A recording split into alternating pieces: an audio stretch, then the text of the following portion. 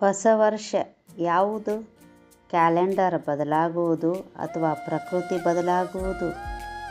ನಾವು ಕ್ಯಾಲೆಂಡರ್ ಪ್ರಕಾರ ಡಿಸೆಂಬರ್ 31 ಬಂದ ತಕ್ಷಣ, ರಾತ್ರಿ 12 ಆದ ತಕ್ಷಣ ಹೊಸ ವರ್ಷ ಬಂತು ಎಂದುಕೊಳ್ಳುತ್ತೇವೆ.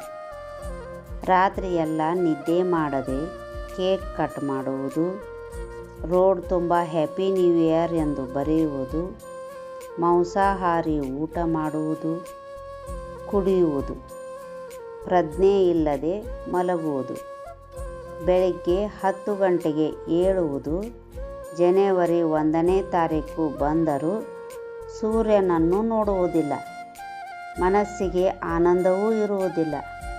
ಇದು ನಮ್ಮ ಹ್ಯಾಪಿ ನ್ಯೂ ಇಯರ್. ಇದು ನಮ್ಮ ಹಿಂದೂ ಧರ್ಮದ ಸಂಸ್ಕೃತಿಯಲ್ಲ. ಹೊಸ ವರ್ಷ ಎಂದರೆ ಹೇಗಿರುತ್ತದೆ?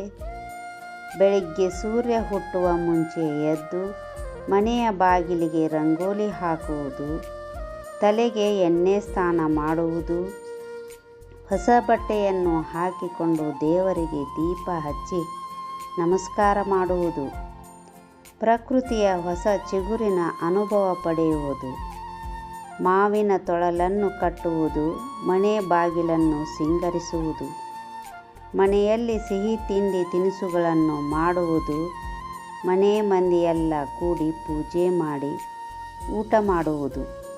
ಇದರಿಂದ ಮನೆ ಮಂದಿಯೆಲ್ಲ ಸಂತೋಷವಾಗಿ ಆನಂದದಿಂದ ಇರುತ್ತಾರೆ. ಇದು ನಮ್ಮ ಹಿಂದೂ ಧರ್ಮದ ಸಂಸ್ಕೃತಿಯಾಗಿದೆ.